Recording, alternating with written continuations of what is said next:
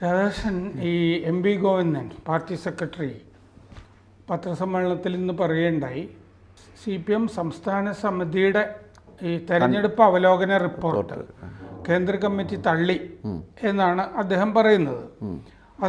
വാർത്ത തെറ്റെന്ന്. വാർത്ത തെറ്റ്, അത് വെറുതെ പത്രങ്ങൾ മാധ്യമങ്ങളുടെ ഒരു സൃഷ്ടിയാണ് എന്ന് അദ്ദേഹം പറഞ്ഞു. മാത്രമല്ല, അതിൻ്റെ അകത്ത് ഈ EP ജയരാജനെ പേരെടുത്ത് വിമർശിച്ചു കേന്ദ്ര കമ്മിറ്റി യോഗത്തിൽ എന്ന് പറയുന്നതും തെറ്റാണ്, ശരിയല്ല.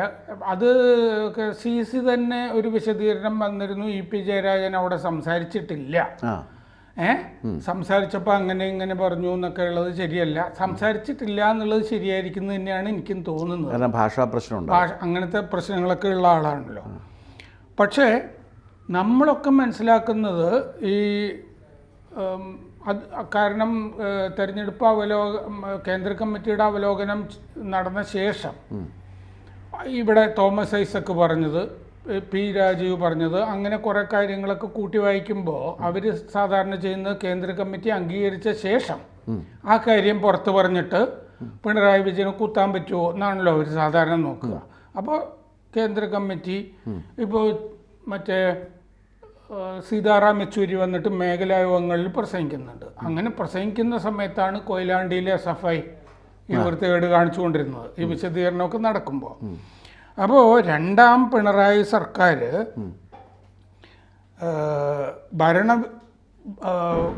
ഭരണവിരുദ്ധ വികാരം ഇവിടെ സൃഷ്ടിച്ചിട്ടുണ്ട്. പിന്നെ പാർട്ടിയുടെ തെരഞ്ഞെടുപ്പ് തന്ത്രങ്ങളൊക്കെ പിഴച്ചുപോയി. ഇങ്ങനെ കേന്ദ്ര കമ്മിറ്റി റിപ്പോർട്ടിൽ പറയുന്ന രണ്ട് കാര്യങ്ങളും തെരഞ്ഞെടുപ്പ് തന്ത്രം മുഴുവൻ ആവിഷ്കരിച്ചത് പിണറായിയാണ്. ഈ മറ്റേ ന്യൂനപക്ഷ പ്രീണനം എന്നൊക്കെ പറഞ്ഞ കാര്യം, മുസ്ലിം അതിപ്രീണനം. അപ്പോൾ ആ രണ്ട് കാര്യങ്ങളും പിണറായി വിജയൻ എതിരാണ്. അങ്ങനെ എതിരാണ് എന്നുള്ളത് കൊണ്ട് മുഖ്യമന്ത്രിയെ പ്രതിരോധിക്കാൻ വേണ്ടി ഗോവിന്ദൻ ഇറങ്ങിയതാണോ? പിന്നെ തീർച്ചയായിട്ടും. കാരണം ഗോവിന്ദൻ മറുപടി പറയേണ്ട ചില കാര്യങ്ങളുണ്ട്. അതായത് ഭരണവിരുദ്ധ വികാരം ഉണ്ടായി എന്നുള്ള കാര്യം ഒരു വസ്തുതയായി ഈ റിപ്പോർട്ടിൽ പറഞ്ഞിട്ടുണ്ടോ? ഒന്നാമത്തെ ചോദ്യം. അതിൻ്റെ കാരണങ്ങൾ പറഞ്ഞിട്ടുണ്ട്. അതിന് ഉത്തരവാദി കേന്ദ്രമാണ് എന്നും പറഞ്ഞിട്ടുണ്ടാകും. കാരണം ഇതാണ്, ക്ഷേമ പെൻഷൻ കൊടുക്കാൻ കാശില്ലായിരുന്നു, DA കൊടുക്കാനായിട്ട് കാശില്ലായിരുന്നു, പിന്നെ ഈ നടപടിക്രമങ്ങൾ പൂർത്തിയാക്കാനുള്ള കാലതാമസം വന്നു, ഇങ്ങനെ ഒരുപാട് കാര്യങ്ങൾ അതിനകത്ത് പറഞ്ഞിട്ടുണ്ട്. അതൊക്കെ പോയിക്കോട്ടെ. പക്ഷേ സംഭവമുണ്ട്, എന്ത്? ഭരണം വേണ്ടത്ര ഫലപ്രദമായില്ല. ഭരണം ഫലപ്രദമായില്ലെങ്കിൽ അതിൻ്റെ ഉത്തരവാദിത്വം ആർക്കാണ്? മുഖ്യമന്ത്രിക്കാണ്, മറ്റാർക്കുമല്ല, മുഖ്യമന്ത്രിക്കാണ്. അപ്പോൾ അത് അതിനകത്തുണ്ട്. ഇല്ല എന്ന് ഈ ഗോവിന്ദൻ എത്ര പറഞ്ഞാലും കാര്യമില്ല. രണ്ടാമത്തെ കാര്യം, ഈ അടിസ്ഥാന വോട്ട് പാർട്ടിയിൽ നിന്ന് ചോർന്നു പോയി എന്ന് സമ്മതിക്കുമ്പോൾ ആ അടിസ്ഥാന വോട്ട് പാർട്ടിയിൽ നിന്ന് ചോർന്നു പോകാനുള്ള കാരണം എന്താണ് എന്നുകൂടി പറയണമല്ലോ. അകാരണമായിട്ട് അടിസ്ഥാന വോട്ട് ചോർന്നു പോയതല്ലല്ലോ. അപ്പോൾ അടിസ്ഥാന വോട്ട് ചോർന്നു പോയതായിട്ടുള്ള കാരണമായി സാധാരണ മാർക്സിസ്റ്റ് പ്രവർത്തകരും അനുഭാവികളും കണ്ടെത്തിയിട്ടുള്ളത് പിണറായി സർക്കാർ പ്രോത്സാഹിപ്പിച്ച് നടത്തിക്കൊണ്ടിരുന്ന ഈ മുസ്ലിം അതിപ്രീണനമാണ്. മൂന്നാമത്തെ ഒരു കാര്യം പറയുന്നതെന്ന് വെച്ചാൽ BJP അവരുടെ അടിസ്ഥാന വോട്ടുകളിലേക്ക്, ഈഴവ വോട്ടുകളിലേക്ക് നുഴഞ്ഞു കയറുന്നതല്ല, നേരെ കയറുന്നതാണ്. ഇതെന്താ നുഴഞ്ഞു കയറ്റം? ജനങ്ങളല്ലേ വോട്ട് ചെയ്യുന്നത്. ജനം വോട്ട് ചെയ്യേണ്ടെന്ന് തീരുമാനിച്ചു. ജനം മാത്രമല്ല, ജനം തിരിച്ച് BJPക്ക് വോട്ട് ചെയ്യുന്നു. അതെങ്ങനെയാണ് നുഴഞ്ഞു കയറ്റം? സംഘപരിവാറിന്റെ പോഷക സംഘടനയായി ഇത് നമ്മളെല്ലായിടത്തും പറയണം, വിമർശിക്കണം, എന്നിട്ട് തിരിച്ചു കൊണ്ടുവരണം എന്നാണ് ഈ മേഖലായോഗത്തിലൊക്കെ പറയുന്നത്. ഞാൻ ചോദിക്കട്ടെ, അവിടുത്തെ ഇവർക്ക് വോട്ട് ചെയ്തിരുന്നു എന്ന് ഇവർ അവകാശപ്പെടുന്ന, ഇവർ പരിഗണിക്കുന്ന, കരുതുന്ന ഈ ജനവിഭാഗം BJPക്ക് വോട്ട് ചെയ്തു എന്ന് പറഞ്ഞു കഴിഞ്ഞാൽ അതിൻ്റെ അർത്ഥം ഇവരെ പറ്റില്ല എന്ന് അവർ തീരുമാനിച്ചു, BJP ആണ് ഭേദം എന്ന് അവർ കണ്ടെത്തി. അതല്ലേ അതിൻ്റെ അർത്ഥം? അതെങ്ങനെയാണ് BJPയുടെ നുഴഞ്ഞുകയറ്റമാകുന്നത്? നുഴഞ്ഞുകയറ്റമല്ലോ, BJP നേരെയാണ് കയറിയിരിക്കുന്നത്. കാരണം എന്താണെന്ന് വെച്ചാൽ CPMൻ്റെ നയങ്ങൾ മുഴുവൻ പാളിപ്പോയി, ഇഷ്ടപ്പെട്ടില്ല ജനത്തിന്. നിങ്ങൾ ഈ പ്രീണനം നടത്തുന്നതും പിന്നെ പുതിയാപ്പള മറ്റേ മുഹമ്മദ് റിയാസ് സൂപ്പർമാൻ ചമയുന്നതും ശരിയല്ല. അല്ല എന്ന് മാത്രമല്ല, മന്ത്രിമാരുടെ ഒരു കോലാഹല യാത്ര ഉണ്ടായിരുന്നല്ലോ. പോവല്ലോ.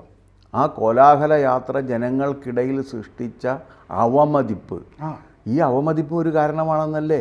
ആണല്ലോ. അതുകൊണ്ടാണല്ലോ ഇന്നലെ തീരുമാനിച്ചിരിക്കുന്നത് ധൂർത്തും ആർഭാടവും വേണ്ടാന്ന് തീരുമാനിച്ചു. ഞാൻ പൊട്ടിച്ചിരിച്ചു പോയി. എന്ന് പറഞ്ഞാൽ അഡ്മിഷൻ അല്ലേ അത്? അതെ, ധൂർത്തും ആർഭാടവും ഉണ്ടായിരുന്നു. അപ്പോൾ ധൂർത്തും ആർഭാടവും ഉണ്ടായിരുന്നു എന്ന് അഡ്മിറ്റ് ചെയ്യുന്നു. ഇതിൻ്റെ നടപടിക്രമങ്ങൾ മൂലം ഇതിൻ്റെ സാമ്പത്തികമായിട്ട് സഹായിക്കേണ്ട ദൗത്യം സഹായിക്കാൻ കഴിഞ്ഞില്ല എന്ന് പറയുന്നു. മാർക്സിസ്റ്റ് പാർട്ടിയുടെ അടിസ്ഥാന സ്വഭാവത്തിൽ നിന്ന് വ്യതിചലനം ഉണ്ടായി എന്ന് പറയുന്നു. നിയമസഭയിൽ പിണറായി വിജയൻ പറയുകയാണ്, ഞാൻ മഹാരാജാവൊന്നുമല്ല, ജനങ്ങളുടെ ദാസനാണെന്ന്. അദ്ദേഹം സത്യത്തിൽ വിനയം ഭാവിക്കുകയല്ലേ? അദ്ദേഹം മഹാരാജാവല്ലേ? അദ്ദേഹം ചക്രവർത്തിയാണ്, മഹാരാജാവല്ല, ചക്രവർത്തിയാണ്. കിരീടം ചൂടിയിരിക്കുന്ന ചക്രവർത്തിയാണ് അദ്ദേഹം. ഈ പലപ്പോഴും ഈ വേദിയിലൊക്കെ സഖാക്കൾ കൊണ്ടുപോയി കിരീടം ചൂടിക്കുകയോ അല്ല, അതുണ്ട്. പുഷ്പകിരീടമൊക്കെ അദ്ദേഹത്തെ ചൂടിക്കാറുണ്ട്. അതൊക്കെ അദ്ദേഹത്തിന് വളരെ ഇഷ്ടപ്പെട്ട കാര്യമാണ്. പിന്നെ മറ്റേ തിരുവാതിര കാരണഭൂത പാട്ട് തിരുവാതിരയായിട്ട് നടത്തുക, അങ്ങനെ അദ്ദേഹത്തെ പ്രശംസിക്കുന്നതിന് വേണ്ടിയുള്ള മത്സരം നടക്കുക. ഇദ്ദേഹം ദൈവം നമുക്ക് തന്ന അവതാരമാണെന്ന് പറഞ്ഞത് ആരാണ്? വാസവനല്ലേ പറഞ്ഞത്? അതെ. അപ്പോൾ പിണറായി വിജയൻ അതിൽ വിരോധമൊന്നും അദ്ദേഹം പറഞ്ഞില്ല. ഇല്ലില്ല, വിരോധം ഉണ്ടായില്ല എന്ന് മാത്രമല്ല, സന്തോഷം ഏറെ ഉണ്ടാക്കുകയും ചെയ്ത്. അപ്പോൾ ഇങ്ങനെ പരസ്പരം മത്സരിച്ച് കമ്മ്യൂണിസ്റ്റ് വിരുദ്ധം എന്ന് അതിൻ്റെ ചിലർ പറയുന്ന ആ ഒരു സ്വഭാവം ഇവർ പരിപാലിച്ചു എന്നുള്ള വസ്തുതയുണ്ട്. ഇതൊക്കെ സംസ്ഥാന നേതൃത്വത്തിനെതിരെയുള്ള കാര്യങ്ങളല്ലേ? ഗവൺമെൻറ്റിനെ നിയന്ത്രിക്കേണ്ട ബാധ്യത പാർട്ടിക്കുണ്ടായിരുന്നല്ലോ. പാർട്ടി അത് ചെയ്തിട്ടില്ലല്ലോ. അത് പാർട്ടി ചെയ്തിട്ടില്ല എന്ന് ഞാൻ എൻ്റെ പോയിന്റിലേക്ക് വരികയാണ്. അത് പാർട്ടി ചെയ്തിട്ടില്ല എന്ന് പറഞ്ഞാൽ ഗോവിന്ദൻ ചെയ്തില്ല എന്നാണ്. അപ്പോൾ ഗോവിന്ദൻ ഇപ്പോൾ നടത്തിക്കൊണ്ടിരിക്കുന്നത് പിണറായി വിജയനെ രക്ഷിക്കാനെന്ന വ്യാജേന ഒരു ആത്മരക്ഷ ഒരുക്കുകയാണ് ഗോവിന്ദൻ. കാരണം ഗോവിന്ദനാണല്ലോ ഇതിന് ഉത്തരവാദി. അതിലെ ഈ അവലോകന റിപ്പോർട്ടിൽ പറയുന്നത് വ്യക്തികളും ഘടകങ്ങളും തിരുത്തലിന് തയ്യാറാകണം എന്ന് പറഞ്ഞിട്ടുണ്ട്. ഘടകങ്ങൾ എന്ന് പറഞ്ഞാൽ സംസ്ഥാന ഘടകം, ജില്ലാ ഘടകം, ഏരിയ ഘടകം. അല്ല, വ്യക്തികൾ എന്ന് പറയുന്നതിൻ്റെ അകത്ത് വ്യക്തികൾ എന്ന് പറഞ്ഞാൽ മന്ത്രിമാരെ അടക്കമുള്ളവർ, മുഖ്യമന്ത്രി അടക്കമുള്ളവർ. കാരണം അവരുടെ ധാർഷ്ട്യത്തെക്കുറിച്ച് പറയുന്നുണ്ട് അതിനകത്ത്. ധാർഷ്ട്യം പറയുന്നുണ്ട്. ധാർഷ്ട്യം ജനങ്ങളെ അകറ്റി എന്ന് പറയുന്നുണ്ട്. ആരുടെ ധാർഷ്ട്യമാണ് അകറ്റിയത്? ഗോവിന്ദൻ്റെ ധാർഷ്ട്യമല്ലേ അകറ്റിയത്? പിണറായിയുടെ ധാർഷ്ട്യമല്ലേ അകറ്റിയത്? ബാലൻ്റെ ധാർഷ്ട്യമല്ലേ അകറ്റിയത്? പക്ഷേ ഇതെല്ലാം പറഞ്ഞിട്ട് ഇന്ന് നയം മാറ്റിയല്ലോ വളരെ പെട്ടെന്ന്. വഴിയിൽ വെക്കണ ചെണ്ടയല്ല SFI, അങ്ങനെയാണ് SFI, ഇങ്ങനെയാണ്. ഇത് SFI മഹത്തായ വിപ്ലവ പ്രസ്ഥാനമാണ്. ഈ വിദ്യാർത്ഥികളുടെ ഏത് അവകാശമാണ് ഇവർ സംരക്ഷിച്ചത്? ജീവകാരുണ്യ പ്രവർത്തനം നിയമസഭയിൽ ആവർത്തിച്ചു. മനുഷ്യരെ പോലീസ് തല്ലുന്നതിന് അത് ജീവകാരുണ്യ പ്രവർത്തനമാണ് എന്ന വ്യാഖ്യാനം കൊടുക്കാനുള്ള ധാർഷ്ട്യം ഇപ്പോഴും മുഖ്യമന്ത്രി പറയുന്നത് എന്താണെന്ന് വെച്ചാൽ, ഞാൻ കണ്ടത് ആണ്, അദ്ദേഹം കാണാത്ത ധാരാളം കാര്യങ്ങൾ ലോകത്തില്ലേ, അത് അംഗീകരിക്കില്ലേ? അല്ല, ഇത് മാത്രമല്ല, അദ്ദേഹം എല്ലാം കണ്ട കാര്യത്തെക്കുറിച്ചല്ലോ പറയേണ്ടത്. കാരണം അദ്ദേഹത്തിൻ്റെ പോലീസ് കൊടുക്കുന്ന റിപ്പോർട്ട് അദ്ദേഹത്തിൻ്റെ കയ്യിലില്ലേ? അദ്ദേഹം അതിനെക്കുറിച്ചല്ലേ പറയേണ്ടത്. പിന്നെ ഒരു വളരെ സാധുവായൊരു വിമർശനം സഖാക്കളുടെ ഭാഗത്തു നിന്നുണ്ട്. കോടിയേരി ബാലകൃഷ്ണൻ്റെ മകൻ പ്രശ്നത്തിൽപ്പെട്ട് കഴിഞ്ഞപ്പോൾ അത് പാർട്ടിയുടെ വിഷയമല്ല, അത് അവനും പോലീസും നിയമവും ഒക്കെ ആയിട്ടുള്ള വിഷയമാണെന്ന് പറഞ്ഞിട്ട് അദ്ദേഹം പത്രസമ്മേളനം നടത്തി. മകളുടെ കാര്യം വന്നിട്ട് അത് സംബന്ധിച്ചൊരു പത്രസമ്മേളനം മകളുടെ കാര്യം വരുന്ന സമയത്ത് പത്രസമ്മേളനം നടത്തിൽ അദ്ദേഹം വികാരഭരിതനായി ബാലൻസ് നഷ്ടപ്പെട്ടു, സമനില തെറ്റിയാണ് അദ്ദേഹം സംസാരിക്കുന്നത്. അത് പറയണ്ടേ? എൻ്റെ മകളാണ് സമ്മതിച്ച ഒരു പ്രായപൂർത്തിയായ ഒരു സ്ത്രീയാണ്. അവരുടെ എന്തെങ്കിലും പ്രശ്നങ്ങളുണ്ടെങ്കിൽ അവർ നിയമപരമായിട്ട് നേരിട്ടുകൊള്ളും. അതിന് എൻ്റെ സഹായം ആവശ്യമില്ല എന്ന് പറയാമല്ലോ. അത് പറഞ്ഞിട്ടില്ല എന്ന് പറഞ്ഞാൽ എന്താ അർത്ഥം? അദ്ദേഹം അത് സമ്മതിക്കുന്നില്ല. മകളുടെ സുരക്ഷ കൂടി അദ്ദേഹം ഏറ്റെടുത്തിരിക്കുന്നു എന്നല്ലേ എൻ്റെ അർത്ഥം. അങ്ങനെയാണ് ആളുകൾ വിചാരിക്കും. അങ്ങനെയല്ലേ വിചാരിക്കാൻ പറ്റുള്ളൂ. അപ്പോൾ ആ മകളുടെ സുരക്ഷ ഉറപ്പാക്കുന്നതിന് വേണ്ടി മകൾക്കായിട്ട് ഈ തിന്മ ചെയ്തിട്ടുള്ളവരുടെ മുഴുവൻ കാര്യങ്ങളും കൂടി വേണ്ടി വരില്ല. രക്ഷകർത്താവ് എന്നുള്ള നിലയ്ക്കുള്ള ജീവകാരുണ്യ പ്രവർത്തനമാണത്. എങ്ങനെ മകളുടെ സുരക്ഷ? അതെ, ഈ ജീവകാരുണ്യ പ്രവർത്തനം മകൾക്കും കുടുംബത്തിനും വേണ്ടി അദ്ദേഹം നടത്തിക്കൊണ്ടിരിക്കുകയാണ്. നാട്ടുകാർക്കെതിരെയുള്ള ജീവകാരുണ്യം, നാട്ടുകാരെ തല്ലി ഒതുക്കി അവരോട് ധാർഷ്ട്യം കാണിച്ച് അദ്ദേഹത്തെ പിന്തുടരുന്ന എല്ലാ സഖാക്കളും പാർട്ടിയുടെ ചെറുതും വലുതുമായ ആൾക്കാർ എല്ലാ വിധത്തിലുള്ള അനീതിയും അക്രമവും ചെയ്തുകൊണ്ട് ജനങ്ങളെ വെറുപ്പിക്കുകയും അതിനെല്ലാം പരിഹാരമായിട്ട് മുസ്ലിം പ്രീണനം മതി എന്ന് തീരുമാനിക്കുകയും ചെയ്തിട്ട് ഇതൊന്നും ചർച്ച ചെയ്യാതെ കേന്ദ്ര കമ്മിറ്റി പിരിഞ്ഞു എന്ന് പറഞ്ഞാൽ വിശ്വസിക്കാൻ പ്രയാസമാണ്. അങ്ങനെ പിരിഞ്ഞിട്ടുണ്ടെങ്കിൽ അതിന് കേന്ദ്ര കമ്മിറ്റി എന്നല്ല പറയേണ്ടത്, ലോക്കൽ കമ്മിറ്റി എന്ന് വേണം അതിനെ വിശേഷിപ്പിക്കാൻ. ഇ പി ജയരാജൻ്റെ പേര് പത്രസമ്മേളനത്തിൽ പരാമർശിച്ചത് ശ്രദ്ധേയമായിട്ട് എനിക്ക് തോന്നി. ഇ പി ജയരാജനെ സംബന്ധിച്ചൊരു വിമർശനം കേന്ദ്ര കമ്മിറ്റിയിൽ ഉണ്ടായിട്ടില്ല എന്നാണല്ലോ ഗോവിന്ദൻ പറയുന്നത്. സത്യത്തിൽ വലിയ ഈ സംഘടനാപരമായ വീഴ്ചയായിരുന്നു ഇ പി ജയരാജൻ്റെ ഭാഗത്തു നിന്നുണ്ടായത്. ജാവ്ദേക്കറെ കണ്ടതും ജാവ്ദേക്കറുടെ കണ്ട കാര്യം വോട്ടെടുപ്പ് ദിവസം തുറന്നു പറഞ്ഞതും. പക്ഷേ ഇ പി ജയരാജനെതിരെ നടപടി എടുക്കാനായിട്ട് പ്രയാസപ്പെടുന്നു. നടപടിയില്ല. അപ്പോൾ ജയരാജനെ പേടിക്കുന്നു എന്നല്ലേ എം വി ഗോവിന്ദൻ ഇന്ന് പറഞ്ഞതിൻ്റെ അർത്ഥം? അതെ, ജയരാജനെ പേടിയുണ്ട്. ജയരാജനെ മാത്രമല്ല, പി ജയരാജനെയും പേടിയല്ലേ? പേടിയുണ്ട്. അപ്പോൾ പരസ്പരം പേടിയിലാണ് നിൽക്കുന്നത്. കണ്ണൂർ ലോബി പരസ്പരം പേടിച്ച് നിൽക്കുകയാണ്.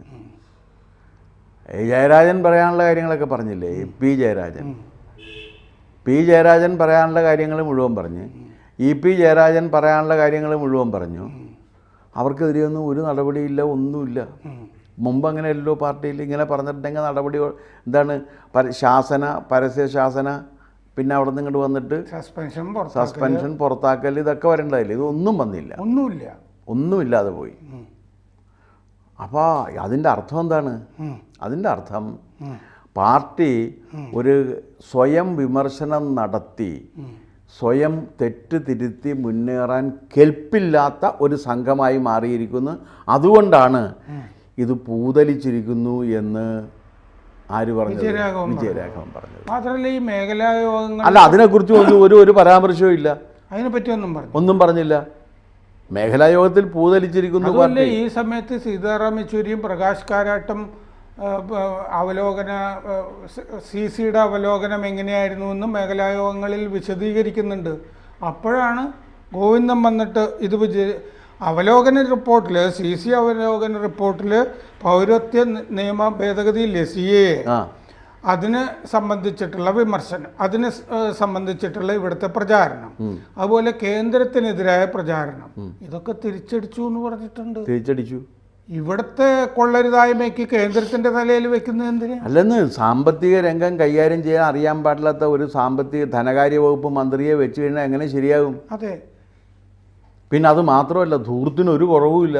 അതെ, അതിൽ പറയുന്നുണ്ട് ന്യൂനപക്ഷ പ്രീണനമാണെന്ന് ജനങ്ങൾ വിചാരിച്ചു ആ CAA സംബന്ധിച്ചിട്ടുള്ളത്. പിന്നെ എന്താന്ന് വെച്ച് കഴിഞ്ഞാൽ ഭൂരിപക്ഷ വിഭാഗങ്ങൾ അങ്ങനെ എതിരായി. സർക്കാരിൻ്റെ ആഡംബരവും ധൂർത്തുമാണ് സാമ്പത്തിക പ്രതിസന്ധിക്ക് കാരണമെന്ന് പ്രതിപക്ഷം പറഞ്ഞത് ജനം വിശ്വസിച്ചതല്ല, അത് സത്യമായിട്ട് ജനത്തിന് തോന്നി. അപ്പോൾ അതുകൊണ്ട് ഈ തിരുത്തും എന്ന് പറഞ്ഞത് ആ തിരുത്തണ്ടല്ല, ആ തിരുത്ത് ഗോവിന്ദൻ പോലും വിശ്വസിക്കാത്ത തിരുത്താണ് എന്നാണ് എനിക്ക് പറയാനുള്ളത്. 21, 22 തീയതികളിൽ സംസ്ഥാന കമ്മിറ്റിയിൽ ഇത് തന്നെ പറഞ്ഞു. അനുഷ്ഠാനമാണ് അവിടെ. വേണമെങ്കിൽ 2 പേരെ ഇവർ തന്നെ വെക്കും വിമർശിക്കാനായിട്ട്. അപ്പോൾ ഞങ്ങൾ സ്വയം വിമർശനം ഉൾക്കൊണ്ടുവെന്നും പറയും. എടേയ് ഞങ്ങൾ രണ്ട് പേരെ എടേയ് ഞങ്ങളെ വിമർശിച്ചേക്കട്ട എന്ന് പറയുമ്പോൾ വിമർശിക്കും. അപ്പോൾ അത് ഗോവിന്ദൻ അവിടെ കേട്ടിരിക്കും. ഒരു പരിധി കഴിയുമ്പോൾ ഗോവിന്ദൻ ഇങ്ങനെ നോക്കുമ്പോൾ വിമർശനം നിൽക്കും. അതാണ് അത് തമ്മിലുള്ള അഡ്ജസ്റ്റ്മെൻറ്റ്. അല്ലാതെ ഇവരാരെങ്കിലും വിമർശിക്കുമെന്ന് തോന്നുന്നുണ്ടോ? അപ്പോൾ ഇതിൽ നിന്ന് പൊതുവെ കാണുന്നത് CCക്കെതിരായ ഭരണവും സമരവും എന്നുള്ളതാണല്ലോ പാർട്ടിയുടെ നയം. അപ്പോൾ CCക്കെതിരായ സമരം തുടരും എന്നാണ് ഗോവിന്ദൻ പറയുന്നത്. അതെ. സമരം CCക്കെതിരാണ്, ജനങ്ങൾക്കെതിരാണ്. ജനങ്ങളെ ഇപ്പോഴും പ്രതിസ്ഥാനത്ത് നിർത്തിയേക്കാണ്. അതാണ് കണ്ട നുഴഞ്ഞുകയറ്റക്കാർക്കൊക്കെ വോട്ട് ചെയ്തു എന്നാണ് പറയണത്. എന്താ ഇത് നുഴഞ്ഞു കയറ്റോ? ജനാധിപത്യത്തിൽ എന്താ നുഴഞ്ഞു കയറ്റമുള്ളത്? അതുപോലും അറിയില്ല.